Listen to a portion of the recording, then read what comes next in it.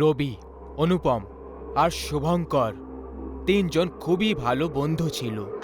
আর তিনজন 12 স্ট্যান্ডার্ডের exam complete করার পর ভ্যাকেশনে কোথাও বেড়াতে যাওয়ার প্ল্যান বানাচ্ছিল। আমার মনে হয় এইবারে আমাদের গোয়া বা মানালি নয়, বরং গ্রামে যাওয়া উচিত। গ্রামের সুন্দর পরিবেশ আর গ্রামের গাছপালার আনন্দ নেওয়া উচিত। কথাটা তুই ঠিকই বলেছিস, কিন্তু আমাদের মধ্যে কার গ্রামে যাবি? আমরা তিনজন এক এক করে সবার গ্রামে যাব, কিন্তু শুরু রবির গ্রাম বেলতলা থেকে করব। হ্যাঁ হ্যাঁ, তো এতে সমস্যা কোথায়? চলো, কিন্তু একটু সতর্ক থাকতে হবে। আমার গ্রামে তোদের এই বিয়ারাপন চলবে না। যেমন বেশি রাত অবধি জাগা, সন্ধেবেলায় বাইরে ঘোরা, আর সব থেকে জরুরি ভূত প্রেতের মজা ওড়ানো। আরে হ্যাঁ, আমি তো ভুলেই গেছিলাম, তোর গ্রাম অন্ধবিশ্বাসীদের সঙ্গে কাপুরুষ আর ভীতুও। দেখ, এবার তুই কিন্তু বেশি বলছিস। রবি, তুই সায়েন্সের এত ব্রিলিয়েন্ট স্টুডেন্ট হয়েও এই ভূত প্রেতের ওপর বিশ্বাস করিস?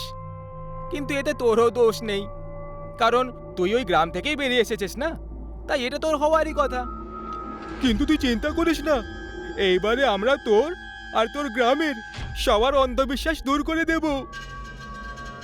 তিনজন বন্ধু ভ্যাকেশনের জন্য গ্রামে যাওয়ার প্ল্যান করছিল, আর তিনজনেই বেছে নিল রবির সেই ভুতুড়ে গ্রাম, যেখানে সন্ধে নেমে আসার পর ওই গ্রামের ডাইনি বেরিয়ে আসে আর গ্রামে একা ঘুরে বেড়ানো যে কোনো মানুষকে একেবারে প্রাণে মেরে ফেলে। আর এই তিনজনই ভূত প্রেতে একটু বিশ্বাস করতো না। আর এইবারে তাদের উদ্দেশ্যটাও এটাই ছিল যে ওরা গ্রামে গিয়ে ওই ডাইনির কথাগুলোকে তাদের ভুল ভ্রান্তি প্রমাণ করে দেবে, যেটা তারা এত বছর ধরে মেনে চলেছে। সন্ধ্যের ট্রেনে চেপে ওরা সবাই পরের দিন দুপুরে পৌঁছে গেছিল রবির গ্রামে, বেলতলায়। ওরা তিনজন রবির বাড়ি পৌঁছয়। তাদের গ্রামে পুরনো বাড়িতে শুধু রবির ঠাকুমা থাকতো, আর বাকি সবাই শহরেই সেটেল ছিল। আরে খোকা, তুই এসে গেছিস, খুব ভালো করেছিস। যা তাড়াতাড়ি মুখ হাত ধুয়ে নে, আমি খাবার বেড়ে দিচ্ছি, যা। তিনজন বন্ধু খাবার খেয়ে একই রুমে নিজের নিজের বিছানায় আরাম করতে করতে কথা বলছিল।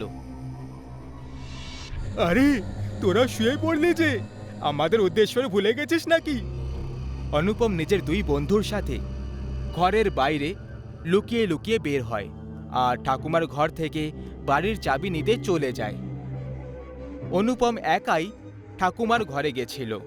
ও যখনই ফেরত আসার জন্য ঘোরে, একটা রোগা পাতলা হাত ও টি শার্ট ধরে নেয়, আর পেছন থেকে একটা ভয়ঙ্কর আওয়াজ চলে এলো। চাবি রেখে দে এখানে। অনুপম যেই না ঘুরে তাকায়, ও দেখল যে রবির ঠাকুমা ওর কাঁধে হাত রেখে ওকে থামিয়েছিল। আসলে রবির ঠাকুমা কোনো মানুষ নয়, বরং একটা ডাইনি ছিল, যার চেহারা ওই অন্ধকার রাতেও এত মারাত্মক লাগছিল যে দুর্বল মনের লোক হলে তক্ষুনি মরে যেত। এটা দেখে অনুপম ওখানে কাঁপতে কাঁপতে অজ্ঞান হয়ে গেল। যখন বেশি দেরি হওয়ার পরও অনুপম ফিরে আসেনি, তখন ওর ওই দুজন বন্ধু ঠাকুমার ঘরে চলে আসে। তখন দেখে যে ওর ঠাকুমা বিছানাতেই ছিল না। আরে, ঠাম্মা কোথায় গেল? তাছাড়া ঠাম্মা রাত 1টার সময় কোথায় যেতে পারে? আরে, সে হয়তো ওয়াশরুমে গেছে, কিন্তু আগে একে তোল। কি জানি কি দেখে ফেলেছে যে এখানেই অজ্ঞান হয়ে গেছে। ওরা দুজন ওই রাতে যেতে পারল না, কারণ অনুপম সেই অবস্থাতেই ছিল না। পরের সকালে অনুপমের যখন চোখ খোলে, তখন ও ওর ঠিক পাশে রবির ঠাম্মাকে বসে থাকতে দেখে, যে এখনো সেই ভয়ঙ্কর চেহারা নিয়েই বসেছিল। খোকা, তুই আমার সোনা ছেলে, তাই না? কাউকে কিচ্ছু বলবি না যে আমি আসলে কে। না হলে কেউ এটা জানতে পারবে না যে তুই কে ছিলি। সোনা ছেলে আমার। এরপরে রবির ঠাকুমা ওখান থেকে চলে যায়। অনুপম এখনো নিজেকে সামলাতে পারেনি আর নিজের দুই বন্ধুকে এখান থেকে যত তাড়াতাড়ি সম্ভব চলে যাওয়ার জন্য বলে। সেদিন সন্ধ্যায় তিন বন্ধু যখন গ্রামের ভ্রমণ করছিল, তখন ওরা একটা জিনিস নোটিস করছিল যে প্রত্যেকেই ওদের থেকে দূরে পালাচ্ছিল। কেউ ওদের সঙ্গে কথা বলতে চাইছিল না। ওরা এর কারণটা জানতে পারছিল না। আব্দুল কাকা নামের একজন একটা চা দোকান চালাতো, যে রবিকে তবে থেকে জানতো যখন রবি খুবই ছোট ছিল। রবি ওই আব্দুল কাকার কাছে গেল আর তাকে বলল, আব্দুল কাকা, আমাকে ভুলে গেছো নাকি? না খোকা, আমি তোকে কি করে ভুলতে পারি? তোকে তো আমি নিজের কোলে বসিয়ে খেলেছি। এরপরে রবি তার থেকে গ্রামের ডাইনি আর সন্ধে হওয়ার পরে কাউকে গ্রামে না দেখতে পাওয়ার কারণটা জিজ্ঞেস করে, আর এটাও জিজ্ঞেস করে যে আসলে ওদের তিনজনকে দেখে সবাই পালিয়ে যাচ্ছে কেন। খোকা, আসল কাহিনীটা হলো যে গ্রামের ডাইনির কথা তুমি এতদিন ধরে শুনে চলেছ, সে আর অন্য কেউ নয়, সে তোমার নিজের ঠাকুমা। গ্রামের ডাইনি যে রাতে বেরোনো লোকেদের শিকার করে, সে তোমার নিজের ঠাকুমা। এটা শোনার পর রবি যেন একেবারে আকাশ থেকে পড়ে গেল। হ্যাঁ খোকা, এই কথাটা তোমাদের বাড়ির লোকেরাও জানে। আজ থেকে 7 বছর আগে তোমার ঠাকুমা খুব অসুস্থ হয়ে গেছিল, কিন্তু একটা ডাইনি সেই সময় গ্রামের কাল হয়ে ঘুরে বেড়াতো। তার একটা শরীরের দরকার ছিল, যার সাহায্যে সে নিজের শিকার করতে পারত। যখন গ্রামের লোকেরা তাকে মারতে যায়, তখন তোমার ঠাকুমাও তাদের মধ্যে একজন ছিল, কিন্তু ফিরে আসার সময় ওই ডাইনি তোমার ঠাকুমার আত্মাকে বাঁশের সঙ্গে বেঁধে দিল, আর ওই ডাইনির আত্মাটা তোমার ঠাকুমার শরীরে ঘর করে নিল। তখন থেকে তোমার ঠাকুমা এই গ্রামে প্রত্যেক রাতে মৃত্যুর খেলা খেলে চলেছে।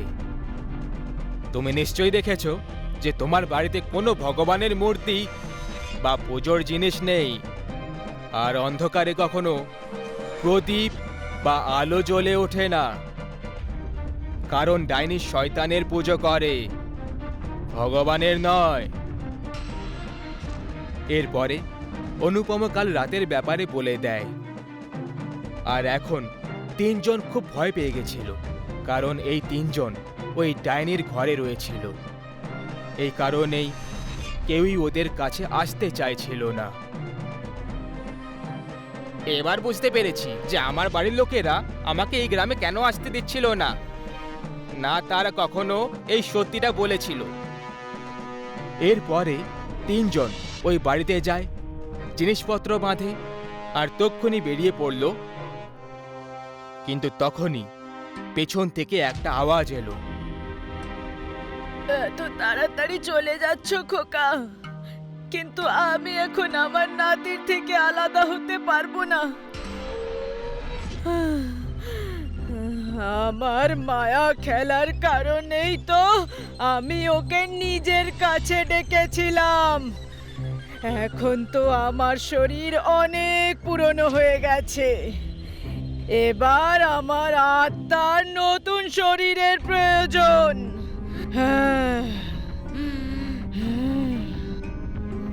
এইটুকু বলেই রবির বাড়িতে ওই ঘর করা ডাইনির আত্মাটা রবির শরীরে প্রবেশ করে যায়। আর এই ভয়ঙ্কর দৃশ্যটা দেখে ওই দুই বন্ধু নিজেদের প্রাণ বাঁচিয়ে পালায়। সবাই বলে এখন রবির ঠাকুমার জায়গায় রবির শরীর ওই ডাইনির ঘর হয়ে গেছে, যে পরের 60 বছর অবধি এইভাবেই এই গ্রামে প্রত্যেক রাতে মৃত্যুর খেলা খেলবে।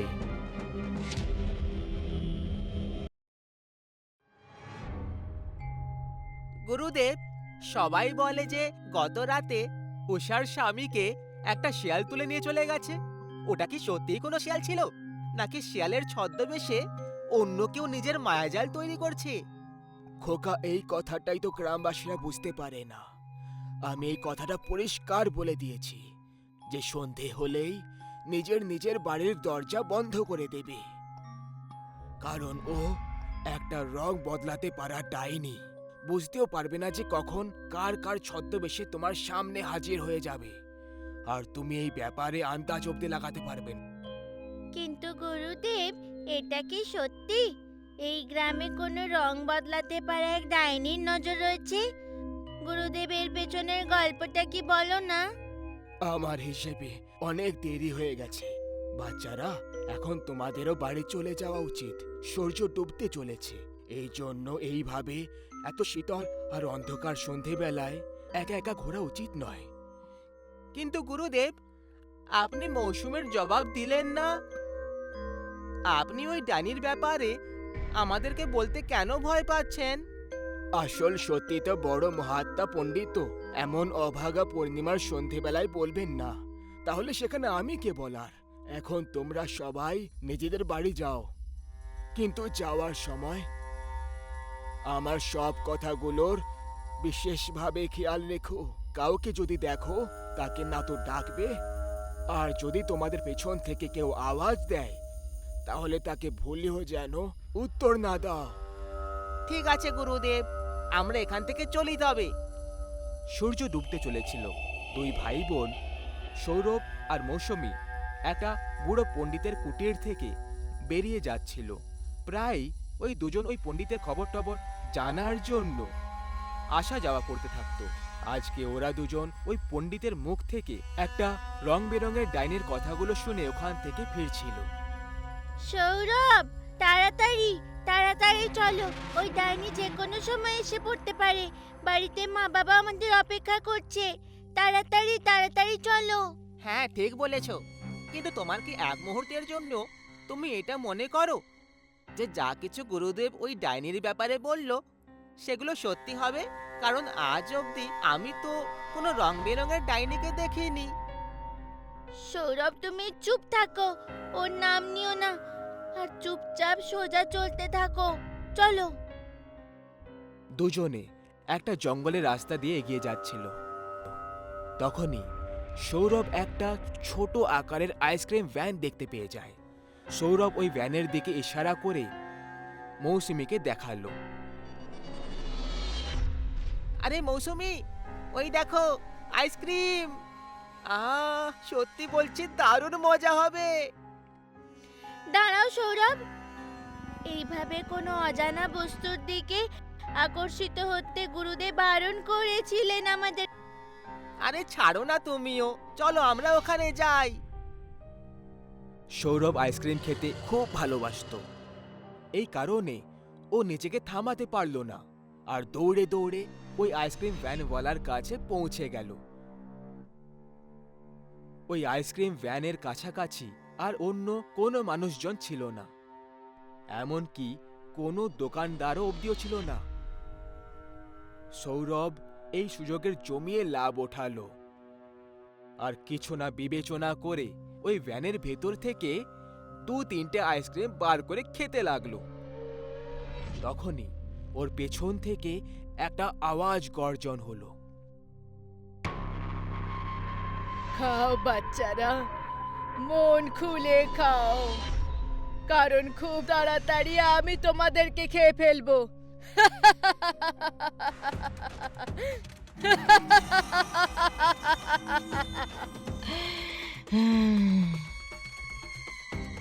এই অজানা আওয়াজটা আর হাসিটা সৌরভ আর মৌসুমীর হুঁশ উড়িয়ে দিল। দুজনে আস্তে আস্তে পেছনে তাকালো। তখন ওরা পুড়ে যাওয়া খুস্কো খুস্কো চুল থাকা একটা মহিলাকে দেখতে পেল, যে ওদেরকে তাকিয়ে রয়েছিল। এমন মনে হচ্ছিল যেন ওই ডাইনির মধ্যে ভয়ঙ্কর খিদে রয়েছে। সৌরভ আর মৌসুমী দুজনে ওই ভয়ঙ্কর মহিলাকে দেখে ভয় পেয়ে যায়। তখনই সৌরভের মাথা ঘোরাতে লাগলো, যে কারণে ও অজ্ঞান হয়ে মাটিতে পড়ে গেল। আর তখনই ওই মহিলা খুব দ্রুত গতিতে ওদের দিকে এগিয়ে এলো। সৌরভ আর মৌসুমী তাহলে গেল কোথায়? এই প্রশ্নটাই এখন ওদের পরিবারের মনেই চলে যাচ্ছিল, কারণ তখন রাত 12টা বাজে আর এখনো অবধি ওরা দুজন বাড়িতে ফিরে আসেনি। আরে জবা, আমাদের বাচ্চাগুলো কি জানি কোথায় রয়ে গেল? দুজনের মধ্যে কেউই এখনো অবধি ফিরে আসেনি। আরে আমাকে তুমি কেন বলছো? আমার তো নিজেরই খুব খারাপ অবস্থা হয়ে আছে। অথচ আমি 50 বার বুঝিয়েছি যে সন্ধে হওয়ার পরে বাচ্চাদের বাড়ির বাইরে যেন না পাঠানো হয়। আজকাল তো গ্রামের সব জায়গায় ওই রং বেরঙের ডাইনির চর্চা হয়ে চলেছে।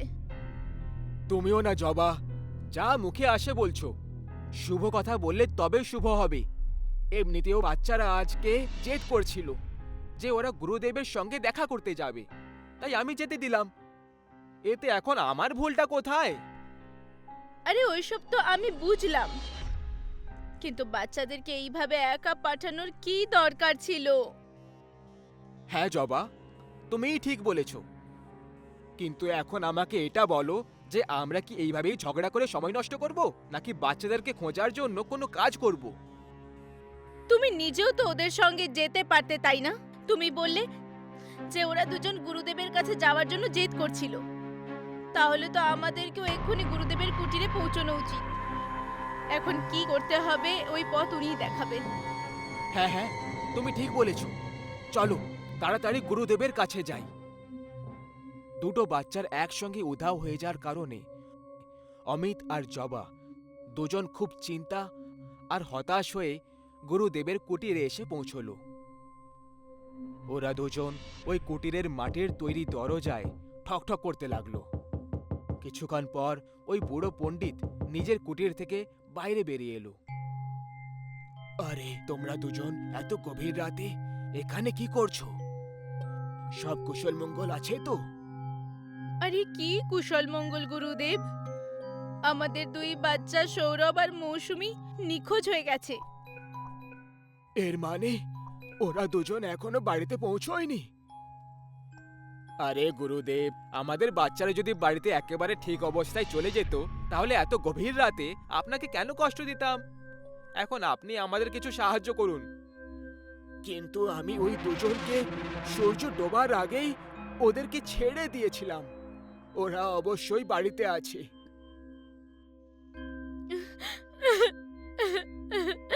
মহারাজ, আমাদের কথায় কি আপনার একটু বিশ্বাস হচ্ছে না?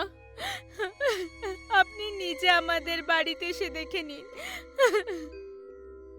ঠিক আছে, চলো আমি এক্ষুনি তোমাদের বাড়িতে যাওয়ার জন্য বেরিয়ে পড়ি।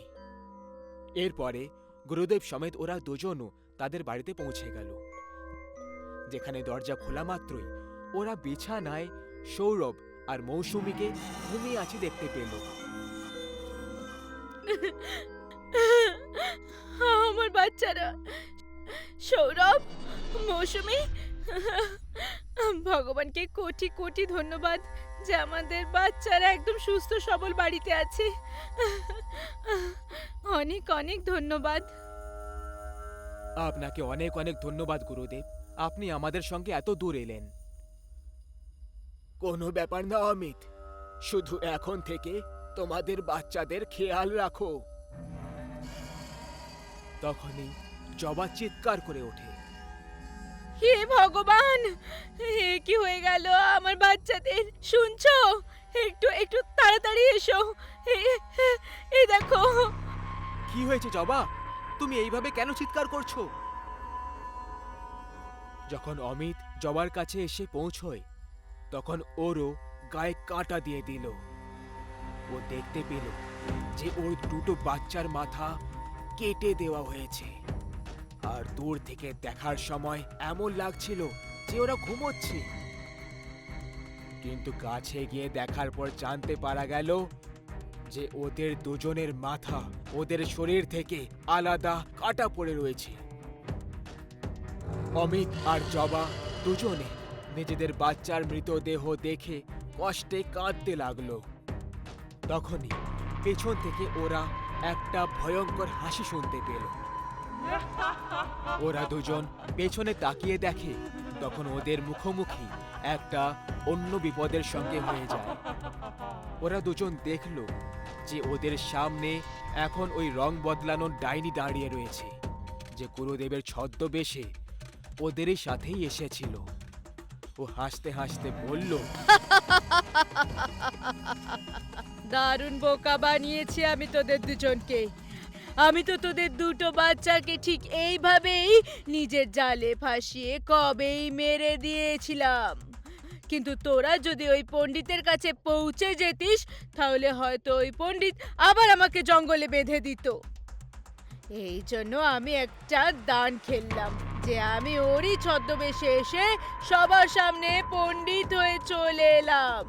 এখন আমি তোদেরকেও শেষ করে দেব।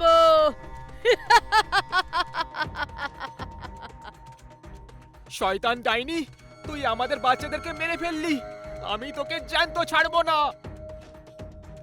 অমিত হাতে চাকু নিয়ে ওই ডাইনির দিকে এগিয়ে গেল, কিন্তু তখনই ওই ডাইনিটা একটা মন্ত্র পড়ল, যে কারণে অমিত ওই চাকু দিয়ে নিজেরই গলা কেটে ফেলল আর ছটপট করতে করতে মৃত্যুর শয্যায় শুয়ে পড়ল।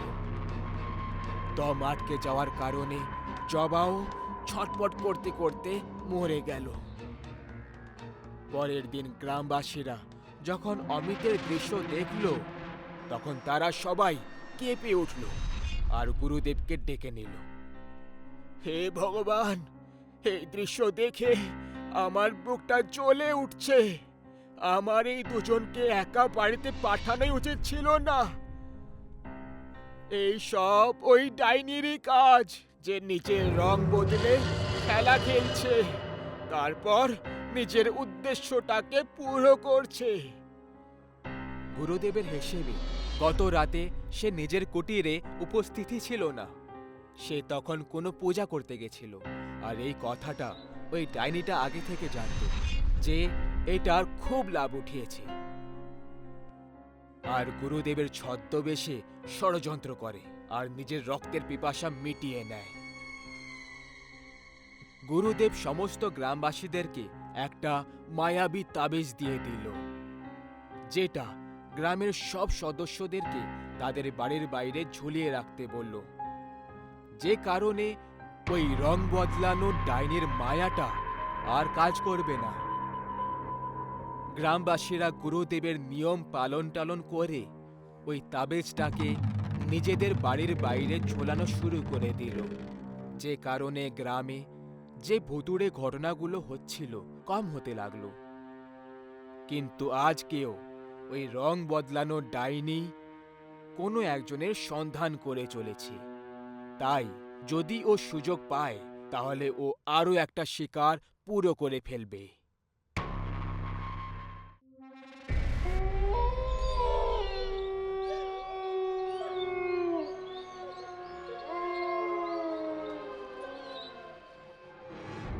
আরে ভাই রনিত, একদিন তোর কারণে মরতে হবে। যেভাবে তুই নিজের ওই বেয়াড়া বন্ধুদের সঙ্গে বসে গল্প গুজব করে আড্ডা মারিস আর সবসময় সন্ধেবেলায় বাইরে ঘুরতে থাকিস, আর আমাকেও জবরদস্তি নিজের সঙ্গে টেনে নিয়ে যাস। আরে ভীতু ছেলে কোথাকার, তুই এত ভয় পাস কেন ভাই? তোর তো নিজের প্রাণের পরোয়া নেই, অন্তত আমার কথা তো ভাব। এইভাবে অন্ধকার সন্ধেবেলায় এই ভয়ঙ্কর জঙ্গল দিয়ে পার হওয়াটা তুই জানিস কতটা মারাত্মক হতে পারে? আচ্ছা, তাহলে বল কতটা মারাত্মক হবে? এখনই কোনো হরর ফিল্মের মতো আমরা পেছন থেকে ঘুঙুর বাজার আওয়াজ শুনতে পাবো? গাছের পেছন থেকে লুকিয়ে কেউ আমাদের উপর নজর রাখবে নাকি?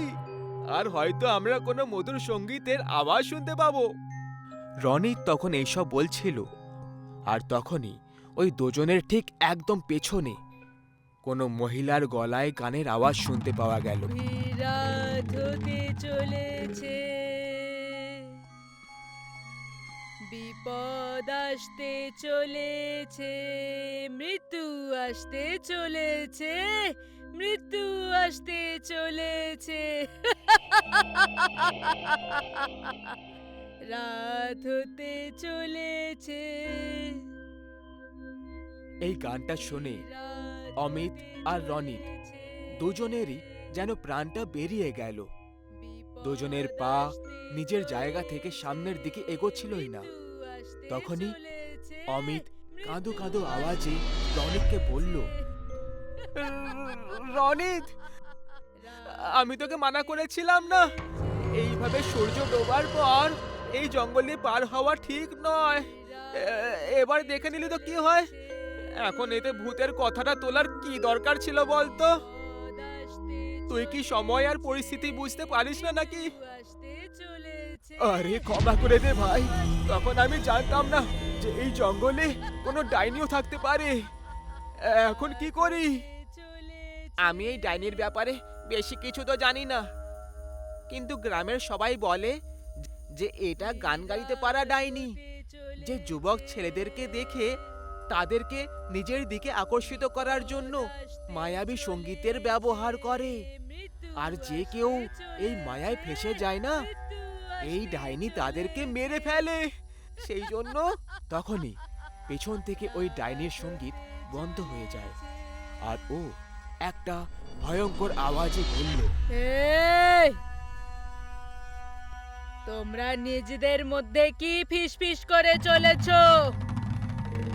চুপচাপ উল্টো পায়ে আমার দিকে এসো, না হলে নিজেদের হাত দিয়ে জীবনটাকে হারিয়ে ফেলো।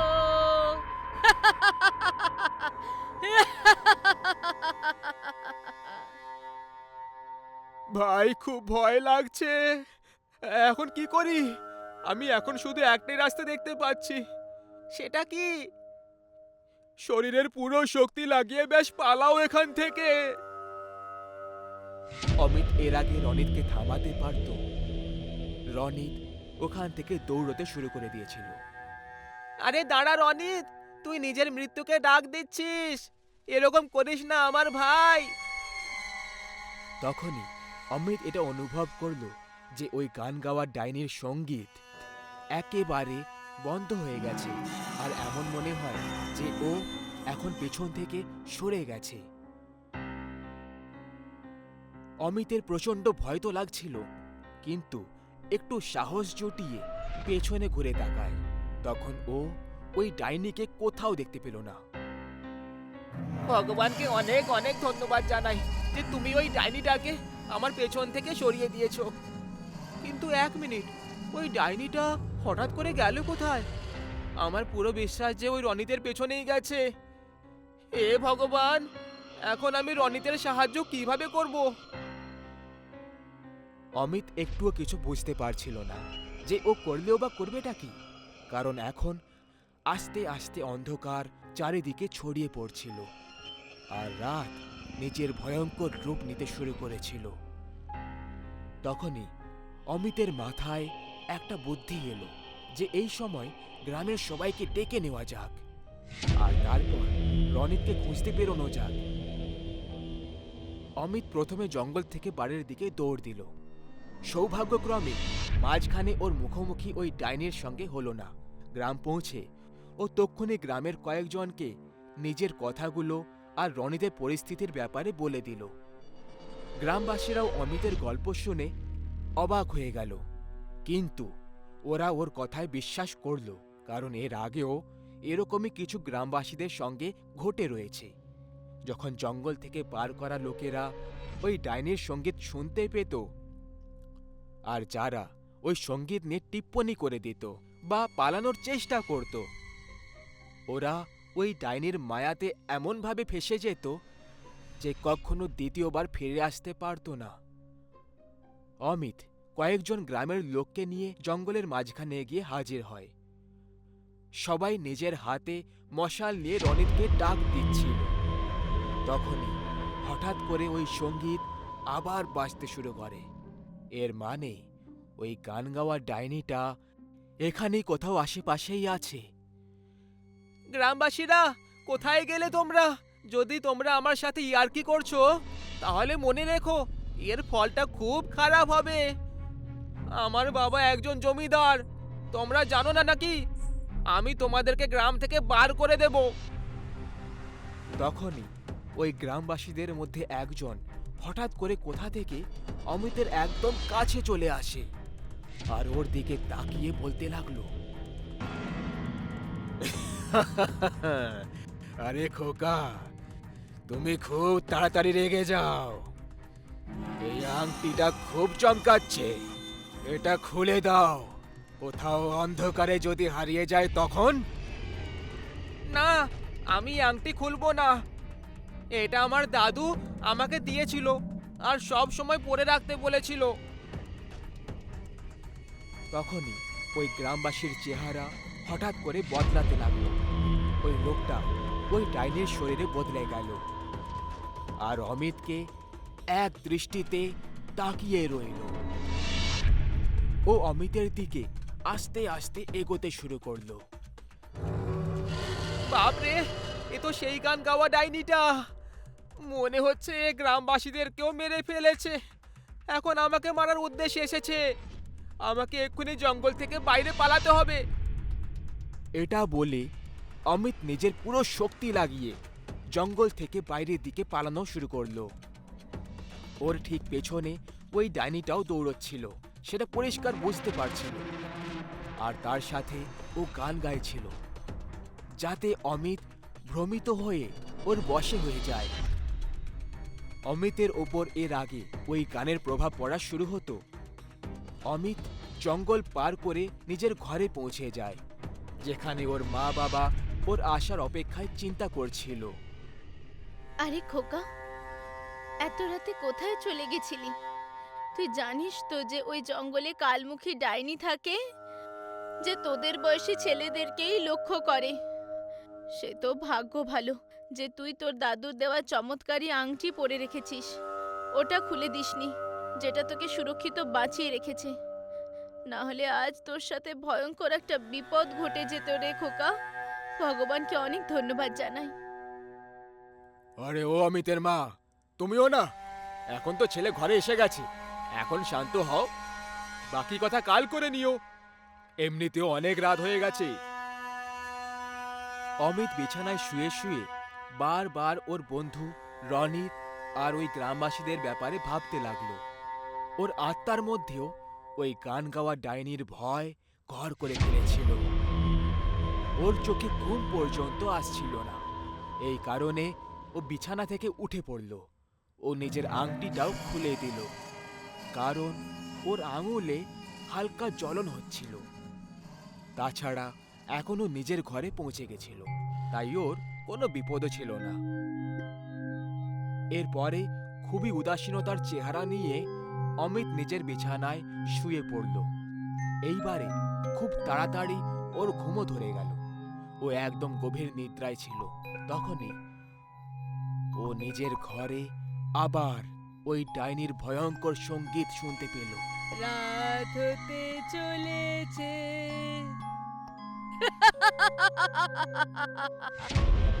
অমিত নিজের বিছানায় একদম অদ্ভুতভাবে ছটপট করতে লাগলো। আর এর সাথে এই সিন এখানেই এন্ড হয়ে যায়। এখন সকাল হয়ে গেছিল। অমিত নিজের ঘুম থেকে জেগে উঠল। ওর নিজেরই ঘরে ওর মা বাবার ছাতি চাপড়ে কান্নাকাটির চিৎকার শুনতে পাচ্ছিল। অমিত এটা দেখে খুব অবাক হয়ে যায়।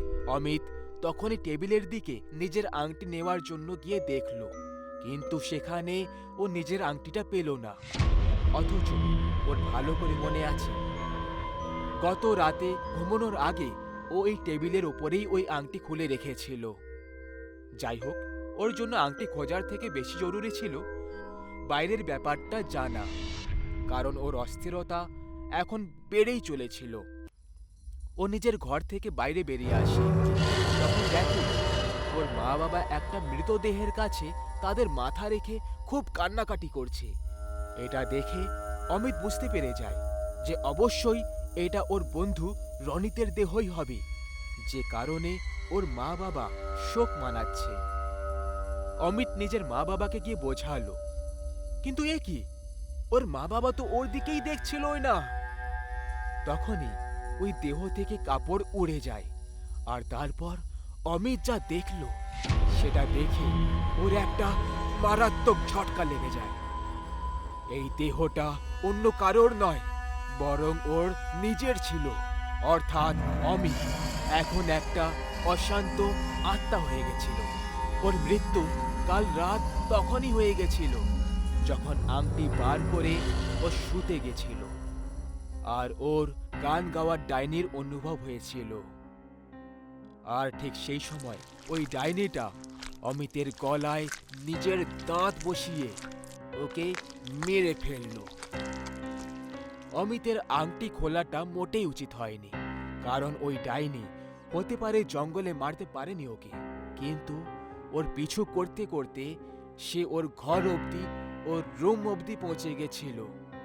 আর অমিত যখনই একটা ভুল করলো, অমিতের জীবনের চ্যাপ্টার এখানেই ক্লোজ হয়ে গেল।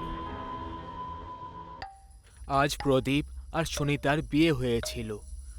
দুজনের এটা লাভ ম্যারেজ ছিল, আর দুজনে নিজেদের বিয়েতে খুব খুশি ছিল। প্রদীপের ড্রাইভার খুব দ্রুত গতিতে প্রদীপের গাড়ি ড্রাইভ করছিল, যে কারণে গাড়ি অনেকবার ডিসব্যালেন্স হচ্ছিল।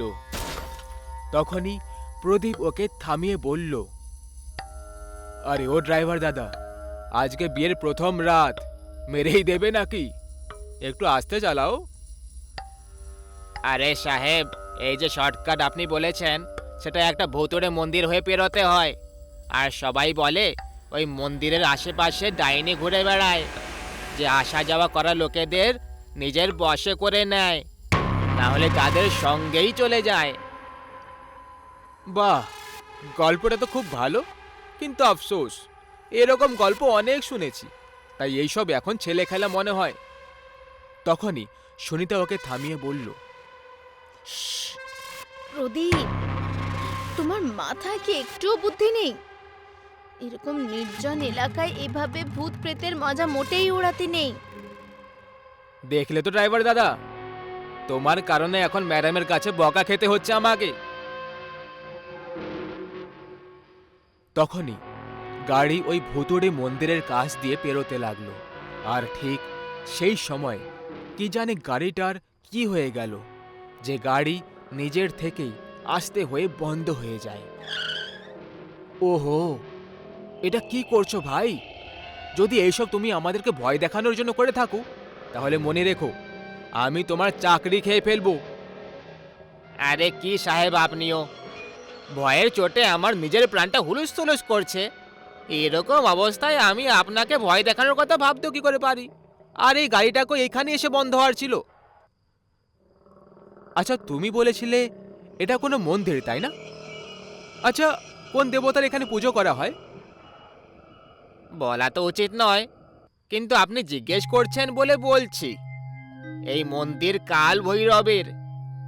নতুন নতুন বিয়ে করা জোড়া তাদের বিবাহিত জীবনের সুখের জন্য এখানে আসে, কিন্তু শুধু সকালে। সূর্য ডোবার পর এখানে কেউ যায় না। সেই জন্য আমি আপনাকে শর্টকাটের জন্য মানা করছিলাম, কিন্তু আপনি শুনলেনই না। আরে বাহ, যদি এটা কোনো মন্দির হয়, আর বিশেষ করে বিবাহিত জোড়ের জন্য, তখন তো আমাদের যাওয়া উচিত। প্রদীপ, তুমি পাগল হয়ে গেছো নাকি? তোমার কি মাথা খারাপ হয়ে গেছে? আমরা এখন মাঝ রাতে মন্দিরে যাব? আচ্ছা, তার মানে তুমি এটা চাও না যে আমাদের বিবাহিত জীবন সুখে কাটুক? না, আমি এরকম মোটেই বলছি না, কিন্তু কিন্তু কিছু না, তুমি এসো, আমি তোমার সঙ্গে আছি তো।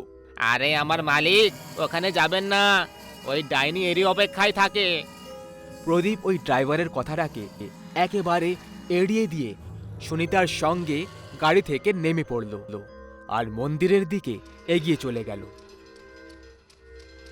ওর নজর মন্দিরের দরজায় পড়ে যায়, যেটা দেখে এমন মনে হচ্ছিল যেন এটা কোনো 500 বছর পুরনো একটা দরজা, কারণ ওই পুরো দরজায় জং ধরে গেছিল। মন্দির তো বাইরে থেকে খুব ইন্টারেস্টিং লাগছে।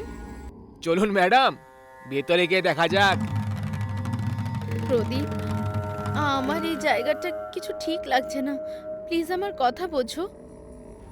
সুনিতা প্রদীপকে থামানোর চেষ্টা করে, কিন্তু প্রদীপ থামলই না আর ভেতরে চলে যায়।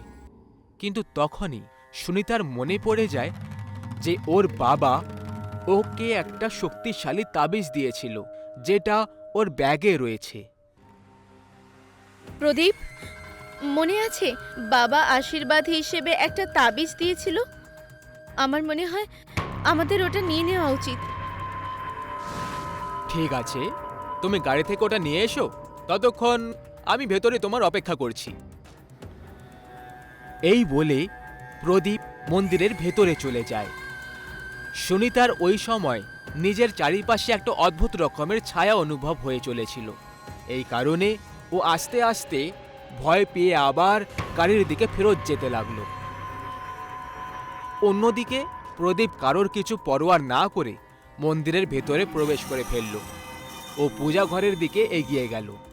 ও যখনই পুজো ঘরে প্রবেশ করলো, মন্দিরের ঘণ্টাগুলো নিজের থেকেই একে অপরের সঙ্গে টক্কর খেতে শুরু করে দিল, যেমনটা আরতি করার সময় হয়। ওই সময় তো হাওয়াও চলছিল না, তাহলে এই ঘণ্টাগুলো একে অপরের সঙ্গে কি করে টক্কর খাচ্ছে? তখনই ওর নজর মন্দিরের মূর্তির ওপরে পড়ে যায়। আরে, এটা কোনো মন্দির নাকি ভূতের ঘর? পুজো ঘরে না তো কোনো প্রদীপ জ্বলছে, আর না কোনো ভগবানের মূর্তি রাখা আছে। প্রদীপ নিজেকে এইসব বলছিল, আর তখনই ওর পেছন থেকে সুনিতা আওয়াজ দিয়ে দিল। প্রদীপ ডার্লিং, এদিকে এসো। প্রদীপ তক্ষুনি পেছনে তাকালো। সুনিতা 2 হাত খুলে দাঁড়িয়েছিল। আরে আমার জান, তুমি এসে গেছো? আমি তোমার কখন থেকে অপেক্ষা করে যাচ্ছিলাম। এবার তুমি শুধু দূর থেকেই প্রেম করবে নাকি কাছেও আসবে? আরে কেন আসবো না আমার জান, এক্ষুনি আসছি। প্রদীপ সুনিতাকে গিয়ে গলায় জড়িয়ে ধরল। সুনিতা ওকে বলল, প্রদীপ, তুমি কি ভুলে গেছো আজ আমাদের ফুলসজ্জার রাত? আরে এটাও কি আবার কোনো ভোলার কথা?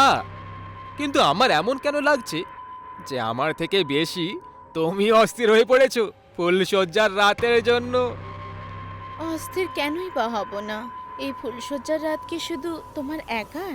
ঠিক আছে, তবে তাড়াতাড়ি ঘরে পৌঁছো, আর তারপর আমাদের স্পেশাল নাইটটাও এনজয় করি। আরে বাবা, রাত তো আগেই হয়ে গেছে। ঘরে পৌঁছতে পৌঁছতে সকাল হয়ে যাবে, তারপর ফুলসজ্জার রাতের কি আর কিছু বেঁচে থাকবে? তাহলে তাহলে এখানে এই মন্দিরে আমরা আজকে ফুলসজ্জা করব। প্রদীপ সুনিতাকে গলায় জড়িয়ে ধরে আর ওর সাথে আনন্দ করতে শুরু করে। কিন্তু তখনই প্রদীপের নজর ওপরে টাঙানো কাঁচের ঝালরে পড়ে যায়, যেটা দেখে প্রদীপকে খুব জোরে ঝটকা লেগে যায়। ও সুনিতার শরীরের জায়গায় একটা ডাইনির ভয়ঙ্কর চেহারা আর নোংরা শরীর দেখতে পাচ্ছিল, অথচ বাস্তবে ও সুনিতা ছিল। প্রদীপ বুঝতে পেরে যায় যে ও নিজের ফুলসজ্জা সুনিতার সঙ্গে নয়, বরং কোনো ডাইনির সঙ্গে মানাচ্ছে। তুই কে? ছাড় আমাকে, তুই তো একটা ডাইনি। প্রদীপ ওই ডাইনির কাছ থেকে সরার অনেক চেষ্টা করে, কিন্তু ও এরকম করতে অসফল হয়ে যায়। আর আস্তে আস্তে ওর খুব জোরে যন্ত্রণা হতে লাগলো। ওর এমন মনে হয়েছিল যে খুব তাড়াতাড়ি এবারও ক্লান্ত হয়ে মরে যাবে। ওই ডাইনি যে সুনিতার রূপ নিয়ে প্রদীপকে নিজের জালে ফাঁসিয়েছিল, ও এখন আবার নিজের ডাইনির রূপ ধারণ করে নেয়।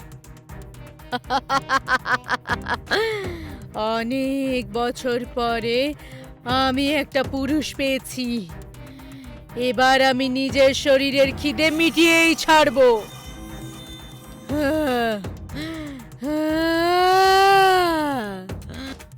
প্রদীপ যন্ত্রণায় ছটপট করতে লাগলো।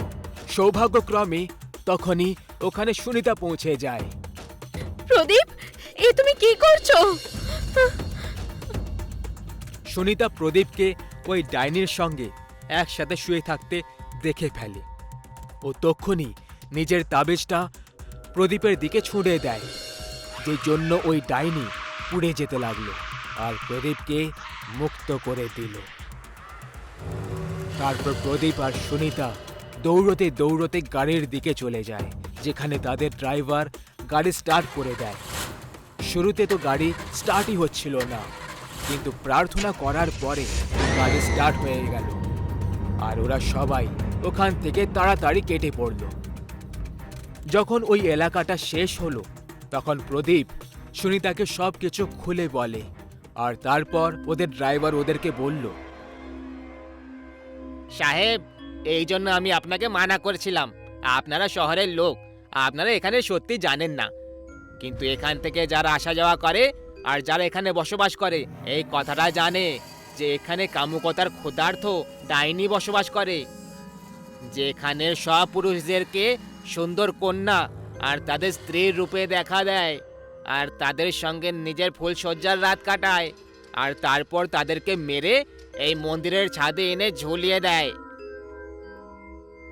সবাই বলে এই ডাইনির ফুলসজ্জা অসম্পূর্ণ রয়ে গেছিল, যে কারণে এ আজও নিজের ফুলসজ্জা পুরো করতে চায়, কিন্তু আজ অবধি করতে পারেনি। এই জন্য এখান থেকে যারা পার হয় আজকেও তাদের উপর কড়া নজর রাখে। একটা গ্রামে অনু নামের এক বামুন মেয়ে থাকত, যার বয়স 20 বছর ছিল, কিন্তু উচ্চতায় ও ছোট ছিল। একদিন অনু আর ওর 3 বান্ধবী কলেজ থেকে বাড়ির দিকে যাচ্ছিল।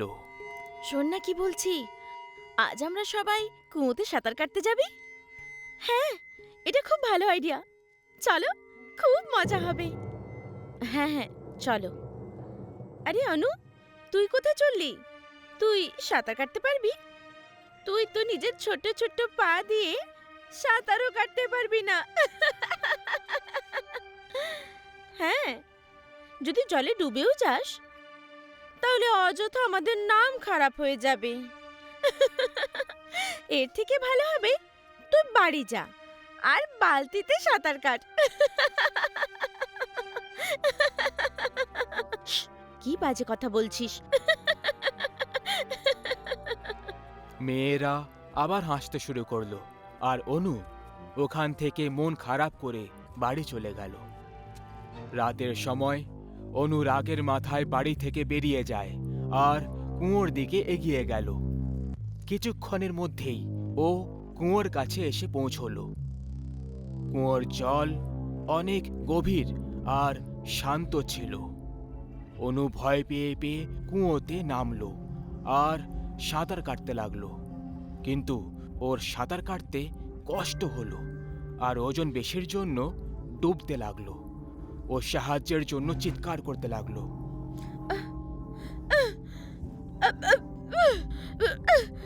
বাঁচাও, বাঁচাও, কেউ বাঁচাও, কেউ আছে,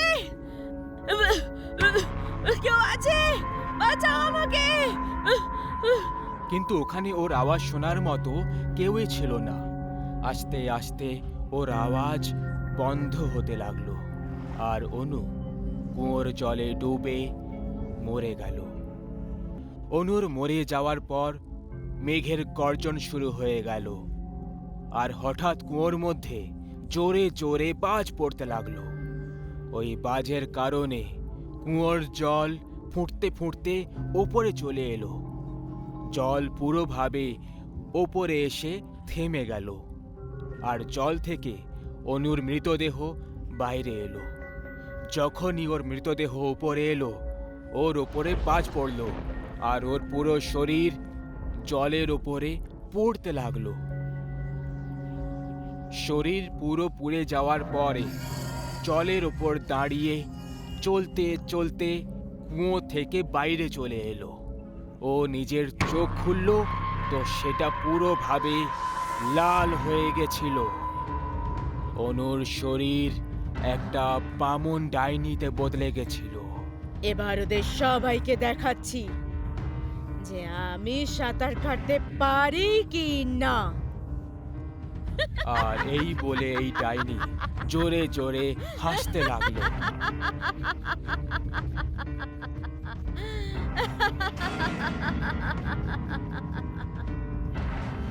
ওই বামুন ডাইনি হাওয়ায় উড়ে গ্রামে চলে এলো আর এক একটা করে ওই 3টে মেয়েকে ঘুমন্ত অবস্থায় নিজের সাথে কুয়োর কাছে নিয়ে চলে এলো। ডাইনি ওকে মাটিতে শুই করিয়ে নিজে কুয়োতে ঝাঁপ দিয়ে দিল।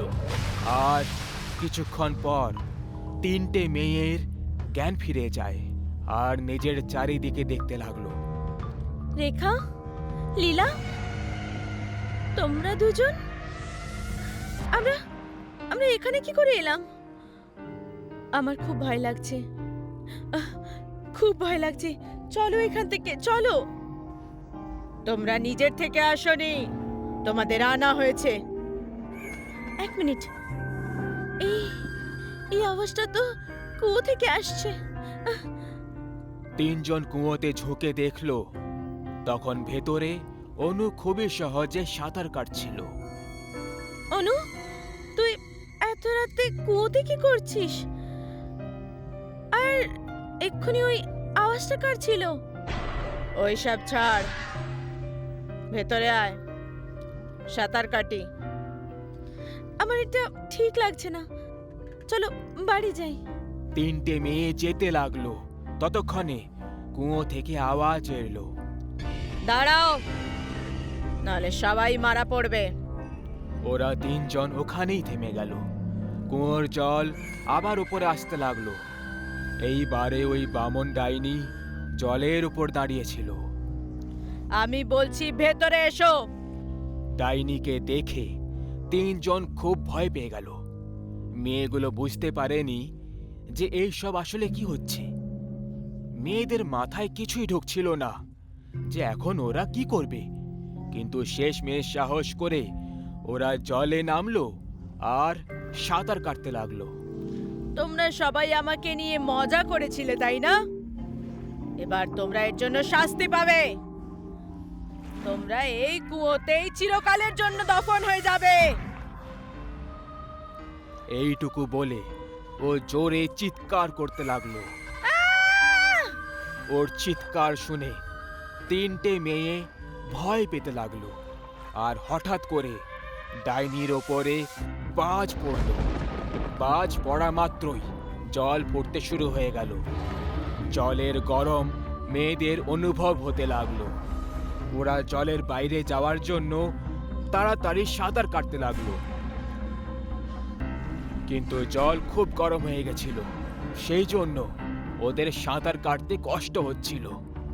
আস্তে আস্তে ওদের শরীর লাল হয়ে যেতে লাগলো আর মাংসপেশি পড়তে শুরু হলো। তিনজন সাহায্যের জন্য ডাক দিতে লাগলো, চিৎকার করতে লাগলো, বাঁচাও, বাঁচাও, বাঁচাও আমায়, কেউ আছে, বাঁচাও, কেউ আছে। ডাইনি জোরে জোরে হাসছিল।